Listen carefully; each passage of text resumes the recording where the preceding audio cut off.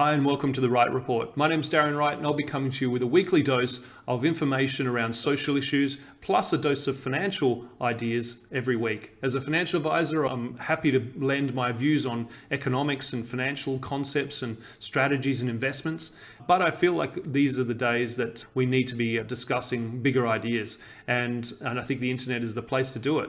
My first topic is actually freedom of speech, so I'm looking forward to discussing that with you right now.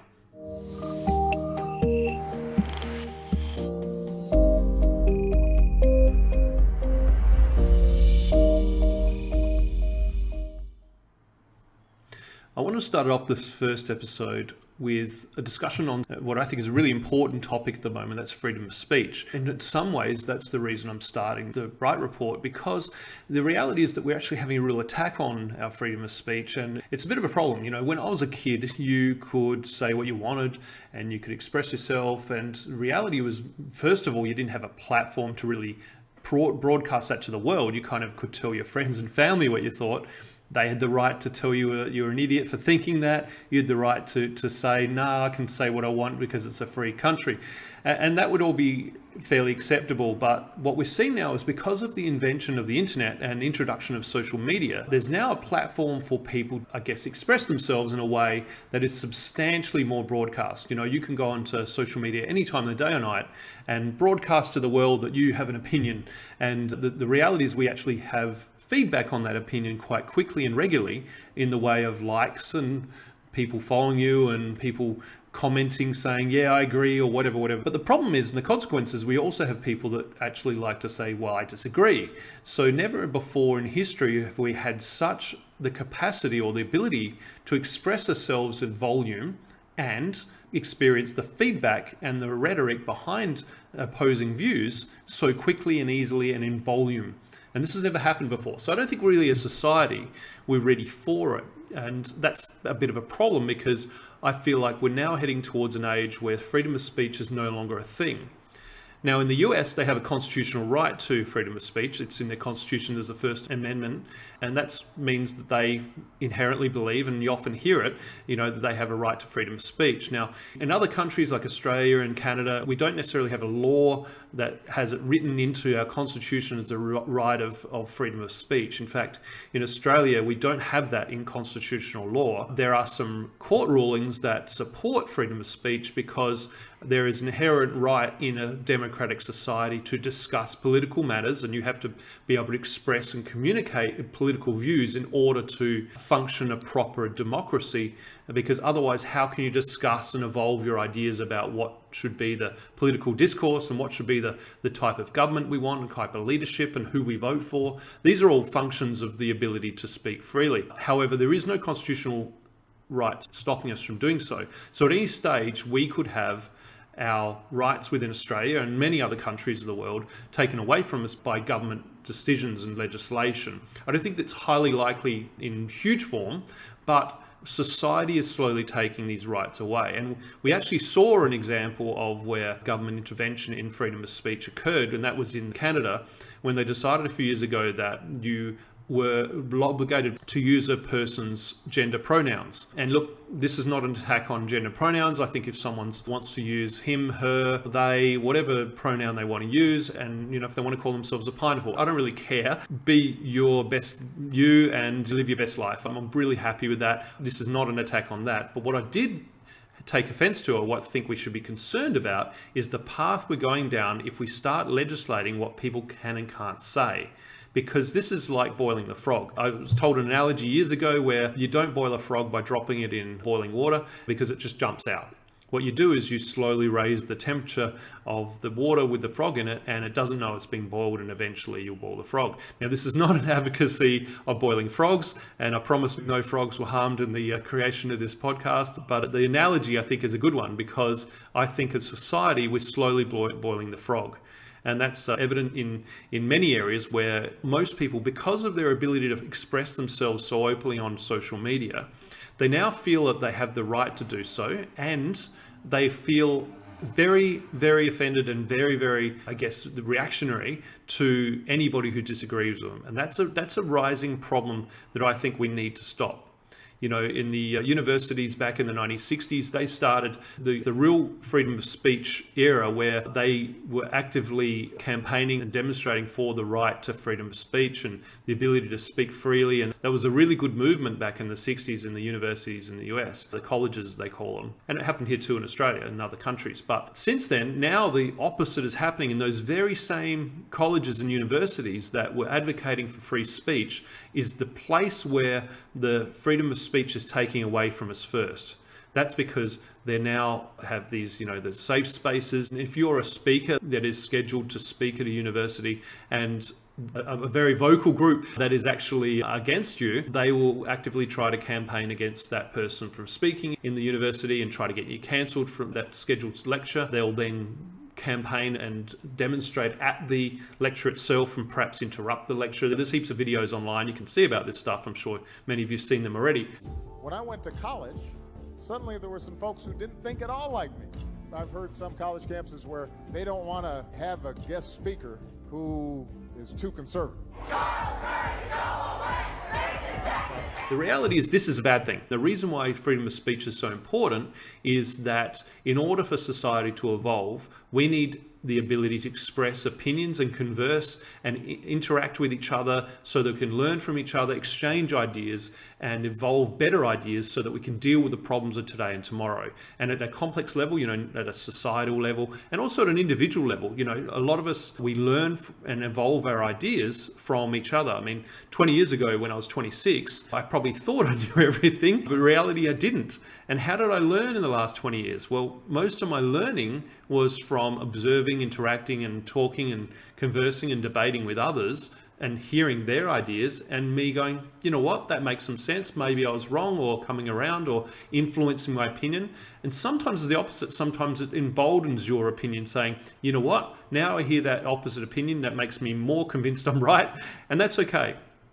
Now, a lot of the problem comes from the fact that I think that it's now considered unacceptable to be offended by other people's opinions, and people use the I don't like your opinion, it offends me, therefore you should shut up and not express that opinion. And that is an incredible problem, because the ability to express yourself should inherently come with the risk of offending other people, and that's okay. It's okay to offend other people with your speech. It's not necessarily fun. Nobody wants to offend anybody. Some people do, but that's not necessarily the goal. But the reality is that sometimes we aren't going to agree. In fact, a lot of time we're not going to agree. I mean, I don't know if you've ever been married, but if you don't believe people can't agree, then look at a married couple. Anyway, this is not an attack on marriage, but the reality is that it's inherently expected that we won't agree on everything all the time. In fact, most of the time we'll probably disagree on many things, and that's just how life is. And we can't have this snowflake sort of attitude to things where as soon as someone tells us something we don't like or disagrees with our opinion, we go to war to have a tantrum and express that person as evil. And we're seeing it going another level too, because we're having people cancelled, as in their social media accounts are taken away. We've had that with Trump. Now, I don't care what you think of Trump. You may think he's great. You may think he's horrible. I'm not trying to pass judgment on him, but his right to express himself should not be under attack. And taking away his social media accounts is a bad thing, not because I think he's good. I think there's a lot of things he says that are quite stupid, but I would say he has every right to be stupid as much as he wants in public discourse. And honestly, I think we should actually ask for that, and we should encourage people to express their views even if we don't agree with them, because the way we get to a place of divinity, or where we try and get to a stage where where we all get to see perhaps the bigger picture, is open debate of ideas. So if we say you're not allowed to be on Twitter or Facebook or Instagram if you're a Nazi, right? And that's probably something most people would support. They say, yeah, these people are hateful, we shouldn't have them on there, that should be banned. And I would say, even though I'm completely anti-Nazi and I don't have any love for their attitude and ideas, and I think that's horrible, some of the stuff that's happened in history, or most of the stuff that happened at the hands of Nazis, that's all horrible. But I would say we should still allow them to express themselves, because that's how we can debate them, reply to their rhetoric, and actually show their ideas as being bad in response to what they're saying. And the reason I'm talking this isn't just to rabble on about how big of a snowflake some people are. It's actually to say that we should actively fight this stuff. We should actually be saying that we don't stand for this. We want the society to actually be allowed to speak freely. We should say that you can't cancel someone. So this happened a few years ago where you had the Me Too movement, where Matt Damon came out and spoke in support of the Me Too movement, but he made the comment that he didn't feel that touching someone inappropriately, like in the bar or something like that, was anything like rape. And he would be right. There is a degree of severity that you would argue is it's not good to touch people inappropriately on their butt when they're not wanting you to. That's bad. But it's really, really bad to rape someone, obviously. So he was just saying there's a difference. He wasn't saying either of them was good or bad. He was just saying they're both bad. So when he was heavily rained upon in terms of the fury of the mob and, basically got told to shut up and not say what he thought, he had to come out and actually apologize. And I think that's an unfortunate outcome. If we're in public discourse and someone feels they're forced to come out and apologize for something they said that they actually believed in, first of all, it's disingenuous. I mean, if you're apologizing for something you said, I doubt you're apologizing because you changed your mind. I suspect you are apologizing because you realize that, oh my God, I better do this, otherwise I'll lose my job, or I'll lose a whole lot of support. In his case, a whole lot of fans potentially. Maybe he wouldn't be picked for movies in future, because the incumbents might say, oh, we can't have him in because he's unpopular, he said bad things. I don't know. Anyway, so the reality is that these are the problems we're tackling with. So if we allow this to continue, then this will only get worse. And one of the reasons is because if you're someone who feels strongly against the ability for other people to speak out in opposition to your opinion, these snowflake type attitudes, if you're one of those, then you're likely to be getting more and more of that opinion online. Whenever you talk to your friends or online or quote statements, the people you follow, the YouTube videos you watch, and the algorithms all point content towards you that largely aligns with your views. So all you hear is people agreeing with you. So occasionally when someone doesn't, it's like shock horror, oh my God, and go to water. This is not good. And the more we disallow people to have a difference of opinion, the more extreme we will get in our views, and the more likely we're going to get bad outcomes, like people getting their jobs taken away, people being publicly scrutinized in a really horrible way, personal attacks. Often this goes beyond the issues. People don't just have their ideas attacked, they have their person attacked, and suddenly, someone who's voiced an opinion that the vocal minority disagree with, suddenly they find every little bad thing they ever did in their lives and criticize them heavily for it. And I'm not saying people shouldn't be accountable for what they did, but we shouldn't be attacking the person just because they had a belief. So what do we do about all this? What are we actually going to do? Well, first of all, it starts with us actually individually standing up for this stuff. So if you see an example of where someone's freedom of speech is being taken away, we should stand up for that person. We should defend it. Not at personal risk of violence or anything like that, not putting yourself in harm's way, but we certainly should stand for freedom of speech. And when someone expresses an opinion to us that we disagree with, we should be comfortable and mature enough to say, look, I don't agree with you, but I support your right to actually express yourself in that way. And it's okay to disagree to agree, or agree to disagree, I should say. But it's not okay for someone to disagree with you and you shout them down and cancel their ability or ban their ability to speak. That's not good enough. And a lot of this stuff, I think, starts with the family. So, we've got kids that are highly impressionable and they're learning from their environments, they're learning from their parents and their teachers, and etc. And if the teachers and their parents are teaching them to be snowflakes, and you don't stand for anybody speaking up against you, and if anybody says anything against your beliefs, then you can tell them that they're not allowed to say that, and you can't cancel them and get in their way. And if that's the kind of teaching we give our children, then we're going to continue to raise a snowball effect of generations of people that can't handle to hear ideas that aren't theirs. And you might say, oh, why do I care, Darren? I'm just going to live my life, and what do I care? I'm just going to express myself, and if people don't like what I have to say, I don't care. That's tough luck. And you would be right, and that's actually a good attitude to have. The problem is that we allow this to continue. We could have more inputs on us or more impositions on our freedom of expression. How would you feel if you were being told there's some things you're not allowed to say? I mean, I don't want any bans on my freedom of speech. I have many opinions, and I'll probably go to jail in a communist country because I speak out on many issues. But I accept anybody's right to speak in opposition to me, and I welcome it, in fact, because the way I learn and get better as a person is to have conversations and discuss these ideas and come to a more enlightened opinion about things and learn from their other experiences and their ideas. In fact, I believe this is how we end equality. We actually don't end equality by shutting up people that have a difference of opinion. We actually end inequality of sexuality, race, gender ideology, whatever it might be. We end all that racism and bigotry by allowing everybody to express their views in a respectful manner, so we can learn from each other's experience and lives and become more appreciative of those lives. I mean, I think most of the racism in history comes from a lack of exposure.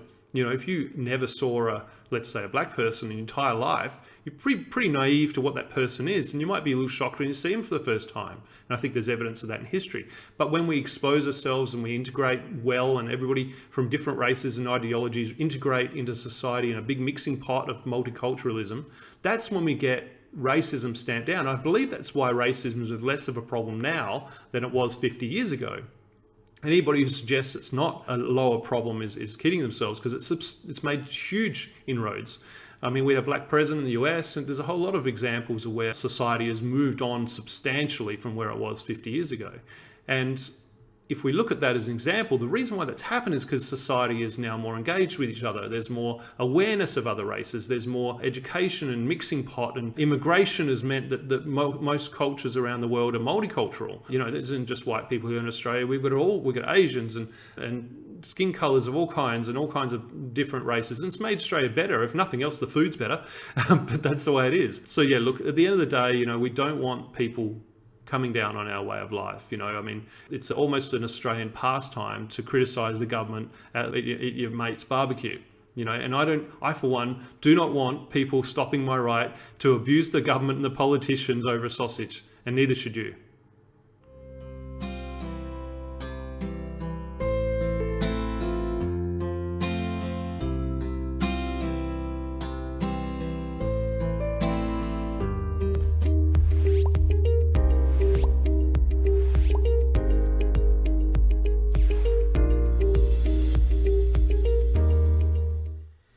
Okay, so this stage of the show, I want to talk about the financial side of the world.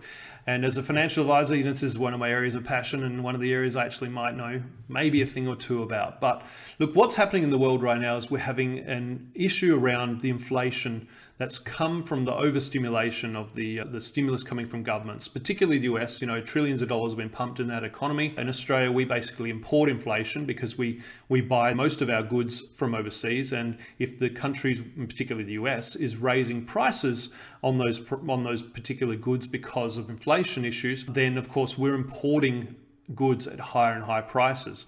Now, that's an issue for the economy as a whole, but of course the investment markets are feeling the pinch. Markets are down pretty well from January, and continue to be up and down on a daily basis, some pretty big swings at times. So there's a lot of volatility because there's a concern that with the inflation issue not going away in a hurry and it being extremely high, you know, we haven't seen this kind of inflation for 40, 50 years, then the interest rates going up in a hurry is the issue. So of course, we're not going to be able to control inflation or interest rates or markets at an individual level. So what are investors going to do with all this? And I would say the first thing you don't do is panic. You never panic during a market crash or pullback or correction, because investing doesn't give you any advantages by being emotional, because when you're emotional, you make emotional decisions like selling everything at the bottom when you should be doing the opposite of that potentially. And what should you do in a particular situation like we have now where markets are down? Well, first of all, if you're a long-term investor, then you shouldn't be needing cash now, because you should have money set aside for short-term emergencies and short-term cash flow needs. You shouldn't invest money you need in the short term. Long-term investors invest for 3 to 5 years plus, not for 3 to 5 minutes. And if you are investing for a shorter term, that means you're actually speculating. That's not even proper investing. That's speculating on the price. So what do we do when markets are down? Well, first of all, you don't sell, like I said. Secondly, what you should be doing is firming up the quality of what you own. So make sure the assets you own are of high quality. And why do you want to do this? That's because when markets eventually go up, you want your individual investment assets to go up with them. You don't want your dog of an investment being held back or stay at the low point forever while everything else is recovering. So make sure you have high quality investments at a time like this. The other thing you want to look for is, can you invest while things are cheap? Because ideally, if you go and invest, you do it when things are cheap. So if things have fallen, and look, markets will probably get worse before they get better. I don't expect they'll suddenly rocket up to a new high anytime soon. But if you're buying when things are cheap and you're buying high quality investments that have sustainability about them in terms of their ability to continue to earn money, and perhaps a growing profitability over time, and perhaps strong market conditions, perhaps they're not under threat of their industry being shrinking, or substantial new competition coming into their industry. Competitive advantage is important. So if you have all these characteristics in your investments, then it's highly likely that when the market goes up, your company and your investments will participate in that recovery. So make sure you have high quality investments. And if you have the capacity to invest and buy new high quality investments, you can do that. That may be a good idea. Now, all of these comments are general in nature and they shouldn't be taken as personal advice, because I don't know your individual circumstances unless you're a client of mine. Now, as a result, you should assess whether that's right for you. And if you want help with this stuff, feel free to reach out to me. But the reality is, having high quality investments, buying when low, and then not getting caught out with the risk of the scenario being too big a problem and stressing and losing sleep, that's always a bad idea. Markets are going to go up sometimes they go down. It's quite normal. Things get overpriced and underpriced all the time, but this is just the norms of the market. And if you are a long-term 3 to 5 year plus time horizon investor, you shouldn't have a problem. So how do you stop yourself from having a big problem? And I sort of mentioned it before, which is having enough cash to actually see out times like this. So people will go, well, what does that mean?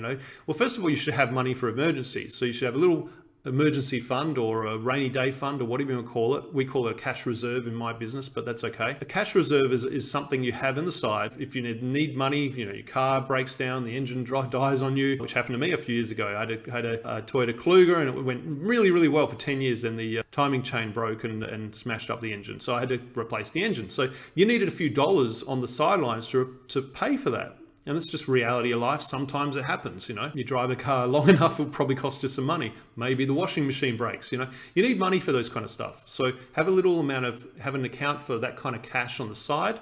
Then you should also put money away for long-term expenses, because a lot of people, they go, oh, I need a new car, and they're forced to borrow the money from the bank because they haven't got the cash to pay for it themselves. And that's okay to a degree, but now you have this debt, and now you have these repayments to make, and now your money's going to the bank rather than to your own pocket.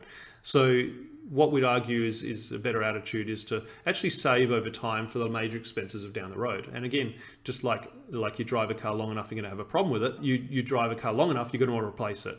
So plan for that. Have a amount of money allocated out of your savings to that. And then any money that's in addition to your savings that you can then obviously think about the longer term, because now you've got money over here for the rainy day and the short-term expenses and the medium-term expenses. The long-term money can go over here into the investment world without too many concerns. And that's where you really get your advantages during times like this, when you're investing when markets are of value, right, like they are right now. And I'm not saying run out today and buy a whole lot of stuff. I'm saying that may or may not be the right thing depending on your circumstances, but it's definitely, as a concept, the way to think. So I hope this helps. I look forward to bringing you another show next week, and otherwise stay safe, and I'll talk to you soon.